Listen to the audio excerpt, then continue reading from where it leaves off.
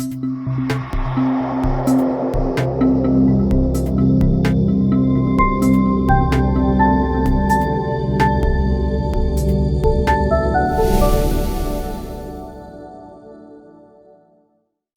pessoal, no programa de hoje quero discutir com vocês uns desdobramentos dos últimos programas. Nós temos conversado nesse canal aqui sobre direito médico empresarial, ou seja, são assuntos relativos ao empreendedorismo dentro da medicina. Nos últimos programas nós temos tratado desses casos aqui. Eu queria passar algumas questões na prática para vocês.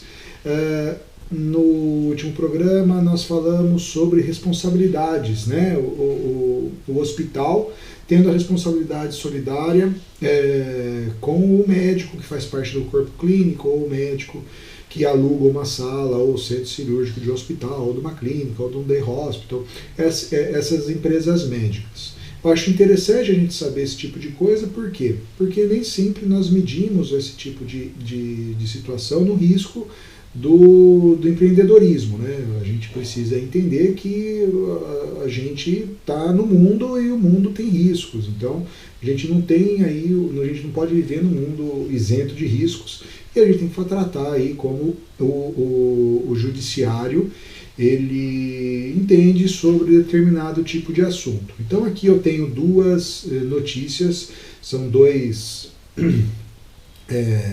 julgados, um do Tribunal de Justiça do Estado de Santa Catarina. Na verdade, essa decisão de primeira instância, aonde o hospital foi condenado por conta de um procedimento ocorrido dentro do hospital, e do Superior Tribunal de Justiça, né, que em matéria recursal julgou um processo vindo do Tribunal de Justiça do Rio Grande do Sul, que nesse caso o judiciário excluiu o hospital de responsabilidade, eximiu o hospital de responsabilidade diante de um acontecimento ocorrido ali dentro das dependências do hospital, que inclusive gerou a morte de um paciente. Vamos lá? Vamos conversar então primeiro sobre o processo 030-7386-2008, 2014, 8240023, ou seja, esse daqui está lá no Tribunal de Justiça do Estado de Santa Catarina. Esse processo foi julgado pela quarta vara. Eu gosto sempre de colocar a fonte, porque ali você pode depois entrar no site do Tribunal de Justiça, se você assim o quiser, e ver os autos se não estiverem em segredo de justiça. Então vamos lá. A quarta vara lá de Florianópolis, ela julgou procedente uma ação contra um hospital, inclusive esse hospital de São Paulo, tá? Ao pagamento de danos morais para o paciente no valor de R$10 mil por conta de uma infecção contraída por conta de uma cirurgia robótica. O que aconteceu? O paciente foi até São Paulo para fazer uma nefrectomia, e essa cirurgia foi realizada por robô. O paciente depois ele teve uma infecção, né, com uma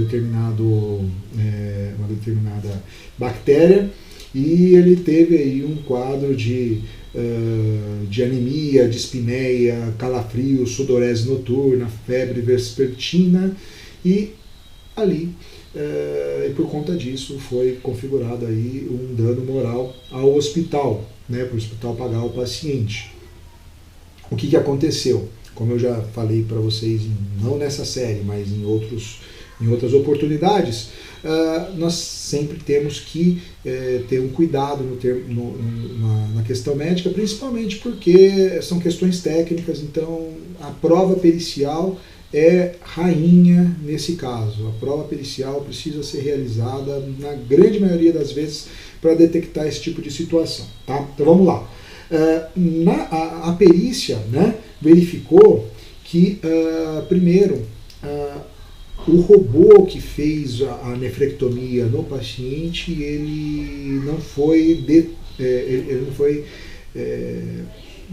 muito bem esterilizado. Então, a infecção, né, originou-se da falta de limpeza ou de uma melhor limpeza, né, no equipamento que realizou a cirurgia para o paciente. Tá? Então isso ficou claro na perícia.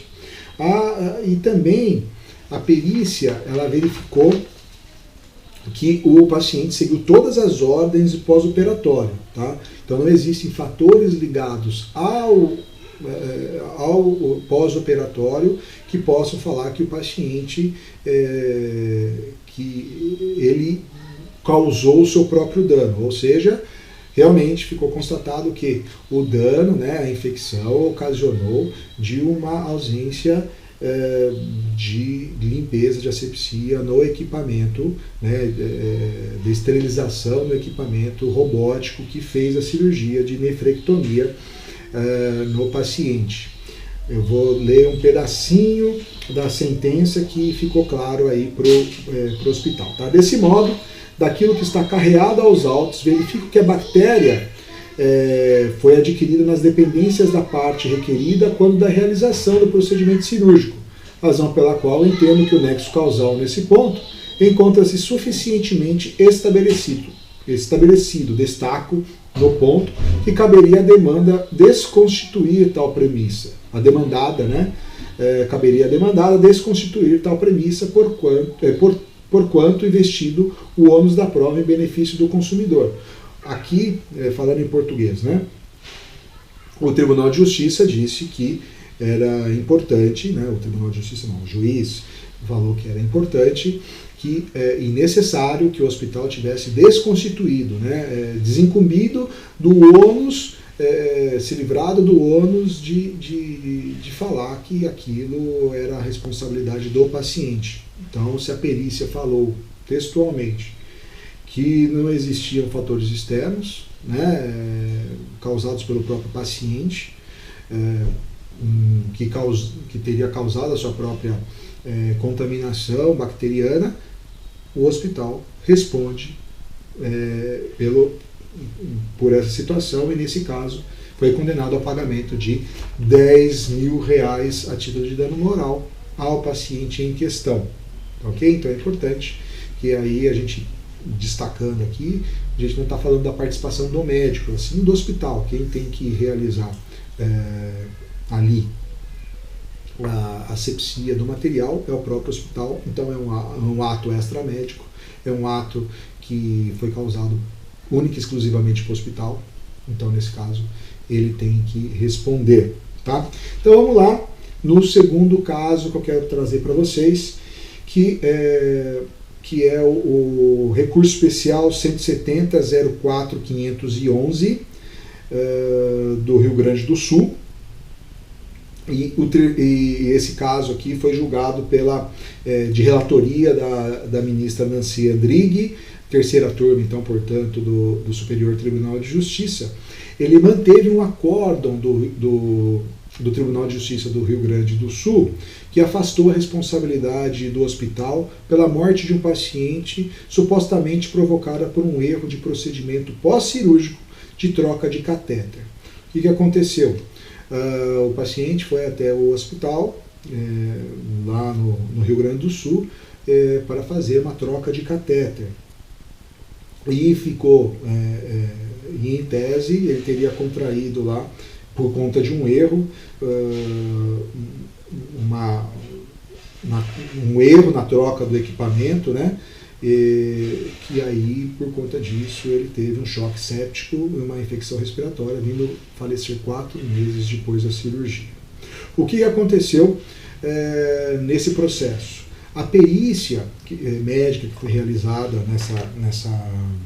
nesse caso, disse que a morte do paciente foi de forma multifatorial, ou seja, não dá para dizer que a troca do catéter foi determinante para a morte do paciente. Então, a responsabilidade do hospital aqui dependeria da comprovação do erro, né, da troca de catéter, na modalidade imperícia, imprudência, negligência, na atuação do médico vinculado ao hospital.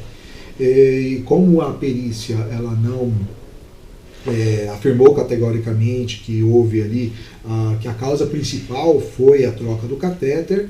O hospital foi eximido dessa responsabilidade, então a ação foi julgada improcedente e o hospital foi livrado dessa responsabilidade. É importante dizer aqui, num pedaço aqui do julgado, né, feito lá no Superior Tribunal de Justiça, a relatora Nancy disse que a responsabilidade dos hospitais no que diz respeito à atuação dos médicos, né, dos profissionais contratados, é subjetiva, dependendo da demonstração da culpa do preposto, de forma que não é possível excluir a culpa do médico e responsabilidade objetivamente ao hospital. O que eu disse para vocês já em outras oportunidades? Só existe responsabilidade solidária entre o médico e o hospital quando existir realmente um erro do médico. Tá? Então a responsabilidade dos hospitais, que pelo Código de Defesa do Consumidor é objetiva, ou seja, independe da culpa do hospital, ela só vai ser medida se houver uma culpa do preposto dele. Ou seja, o médico, o paciente nesse caso, a família do paciente, no caso concreto, ele teria que